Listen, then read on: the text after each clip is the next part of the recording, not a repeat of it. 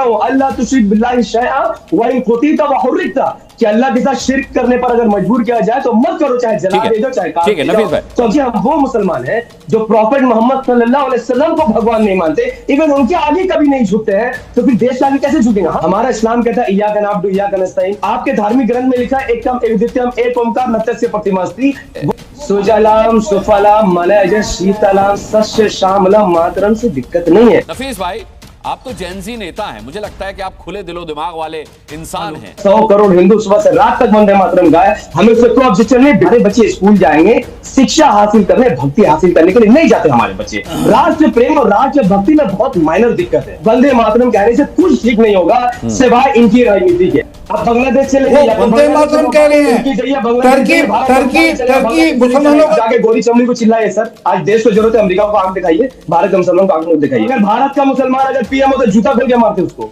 उसकी क्या औकात है? वो हमसे कहेगा किससे तेल खरीदे किससे नहीं खरीदे। एक्चुअली फाइल में नाम आया वो बलात्कारी प्रेसिडेंट, वो हमें बताएगा किससे तेल। मुझे ये बताएं, ये टर्की के संबंध के अंदर माता है या नहीं है? परंतु आपका इस्लाम का न्याय।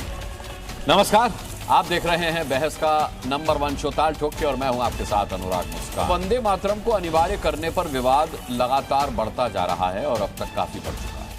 नफीस अंसारी MIM के जेनजी नेता हमारे साथ आज डिबेट का हिस्सा होंगे। मैं नफीस अंसारी का रुख करता हूं।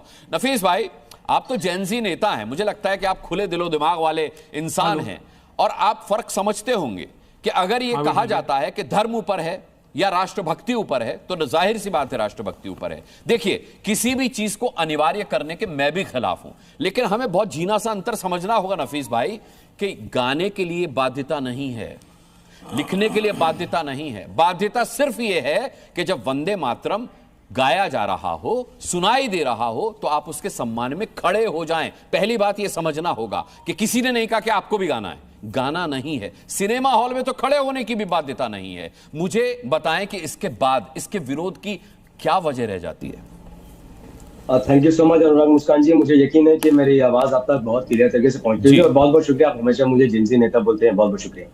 देखिए, ये देश ना फतवा से चलेगा, ना कोई धार्मिक किताब से चलेगा, चलेगा तो सिर्फ संविधान से ही चलेगा। ये बात सबको समझना चाहिए। वाह, पहली बॉल में सिक्सर। हाँ। अब यहाँ पर प्रॉब्लम संविधान से ही हो रहा है। संविधान में आर्टिकल 25 है, वो कहता है फ्रीडम ऑफ रिलीजन। आपको पूरा अधिकार है, आप अपना रिलीजन को प्रैक्टिस कीजिए, कोई आपको रोक नहीं सकता। ठीक बात। अब देखिए, वंदे मातरम जब आप कहते हैं कि आपको खड़ा होना पड़ेगा, एटलीस्ट आपको उस पर विश्वास रखना पड़ेगा। अब देखिए, उसमें प्रॉब्लम है। वंदे मातरम उसमें कहा गया है कि हम भारत को नमन करते हैं। अब देखिए, मैं अपनी माँ से मोहब्बत करता हूँ, बाप से मोहब्बत करता हूँ, देश से मोहब्बत करता हूँ, लेकिन इसकी पूजा नहीं करता हूँ, और मैं नहीं कर सकता हूँ। हमारा इस्लाम कहता है इय्याका नअब्दु व इय्याका नस्तईन, उसी अल्लाह की इबादत करते हैं और उसी से दुआ मांगते हैं, किसी और की बात नहीं करते हैं। आपके धार्मिक ग्रंथ में लिखा है एकम एक द्वितीयम एक ओंकार नतस्य प्रतिमास्ति, वही एक निराकार, उसके सिवा किसी की पूजा नहीं हो सकती है। अब मेरा धर्म तो मुझे बाध्य करता है कि भैया आप देश से मोहब्बत करो, सेवा करो, पर भक्ति मत करो। अब हमारा आर्टिकल 25 भी हमें इजाजत देता है। तो चूंकि वंदे मातरम पढ़ना बोलना कुछ गलत नहीं है, भारत का 25 करोड़ मुसलमानों की तरफ से मैं आपको कहता हूं, देश का 100 करोड़ हिंदू सुबह से रात तक वंदे मातरम गाए, हमें उससे कोई ऑब्जेक्शन नहीं, बिकॉज आर्टिकल 25 उनको इजाजत देता है उनकी भक्ति करने की। लेकिन यही आर्टिकल 25 मुझे इजाजत देता है कि मैं वंदे मातरम ना पढ़ो और ना ही उसके लिए खड़ा हो जाओ। अब दूसरी बात, मैं बीजेपी के पॉइंट ऑफ व्यू से आता हूं। आप कहते हैं स्कूल में पढ़ाया होगा तो खड़े हो जाएंगे, दफ्तर में पढ़ाया होगा तो खड़े हो जाएंगे। देखिए, हमारे बच्चे स्कूल जाएंगे शिक्षा हासिल करने, भक्ति हासिल करने के लिए नहीं जाते हमारे बच्चे, और दफ्तर में हमारे इमाम के नेता काम करने के लिए जाते, भक्ति करने के लिए नहीं जाते।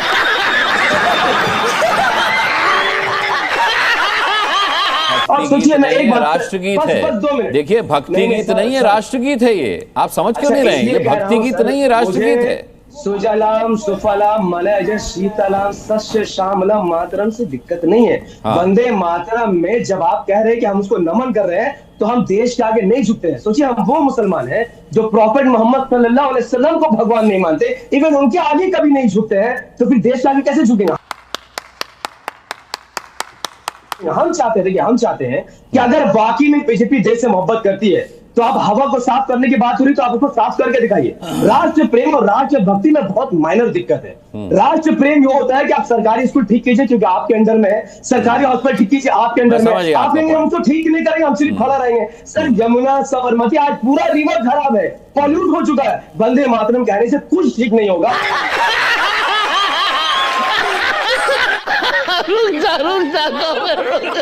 सिवाय इनकी राजनीति के। मैं इनसे चैलेंज करता हूं, अपने 15 साल में कौन सा नीति ठीक किया है, कौन सा तो भजन करने से भी नहीं होगा, ठीक नमाज पढ़ने से भी नहीं होगा, उसके लिए तो इच्छा शक्ति लानी पड़ेगी, सरकारों की इच्छा शक्ति होनी चाहिए।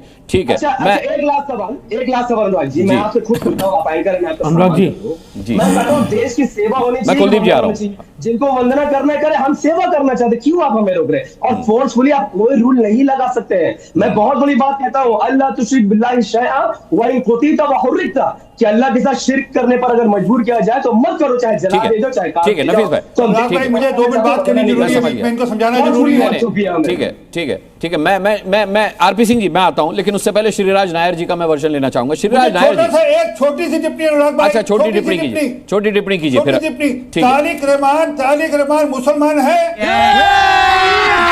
अभी मजा आएगा ना। बीएनपी के लीडर हैं जो चुनाव जीते हैं, वो जाते हैं, उतरते हैं, सबसे पहले माटी उठाते हैं और उसको चूमते हैं। आप बांग्लादेश चले वो वंदे मातरम कह रहे हैं,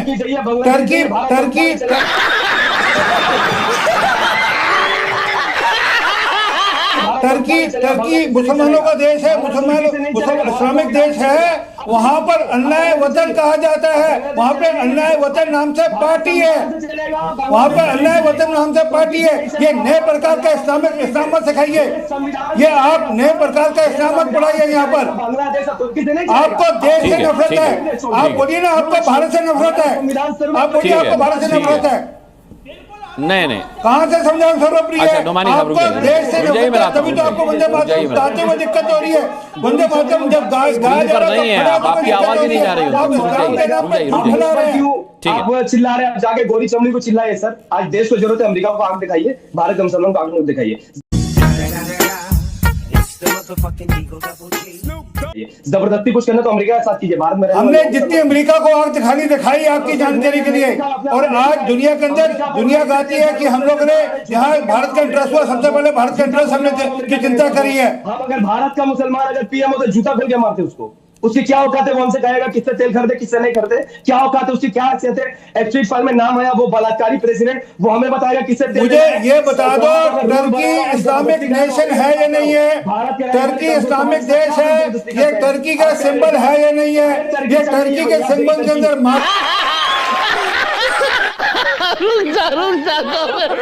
है या नहीं है? परंतु आपको इस्लाम का नया पर्पस है, हमसे सिखाना है, अभी अपने हिसाब से बताना है। ठीक है श्रीराज नायर जी का रुख करता हूं। श्रीराज नायर जी, ये जो बात समझने वाली है वो 2 बातें हैं। जैसा नफीस ने कहा कि राष्ट्र प्रेम और राष्ट्र भक्ति दोनों में बहुत झीना सा अंतर है। अब चूंकि वंदे मातरम में वंदे आ रहा है, यानी वंदना आ रही है, जो इनके धर्म में अल्लाह के अलावा और किसी की नहीं की जा सकती, अपने माता पिता की भी नहीं की जा सकती, तो इसे अनिवार्य कर देना उस लाइन के बाहर है जिसको ये फॉलो करते हैं। सीधी सी बात है कि इस देश के मुसलमानों ने राष्ट्र प्रेम की कई मिसालें दी हैं और आगे भी देते रहेंगे।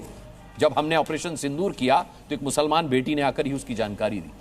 सवाल यह है कि क्यों इस झीने से अंतर को समझना जरूरी नहीं लगता कि मुसलमान राष्ट्र प्रेम से पीछे नहीं है, लेकिन भक्ति वो इसलिए नहीं करेंगे क्योंकि उनका धर्म उन्हें इजाजत नहीं देता। जब वो अपनी मां की भक्ति नहीं करते तो फिर भक्ति के नाम पर उन्हें अनिवार्यता उन पर लाद देना, ये क्या सही है? पैनलिस्ट का बहुत बहुत धन्यवाद करना चाहूंगा। आप सही तथ्यों के आधार पर अपने दिमाग से सोच समझ करके किसी भी चीज को स्वीकार कीजिए या अस्वीकार कीजिए। इसी निवेदन के साथ आप दर्शकों का भी बहुत बहुत धन्यवाद। अगली मुलाकात तक के लिए अपना बहुत बहुत ख्याल रखिएगा। मुझे अभी के लिए इजाजत दीजिए। नमस्कार।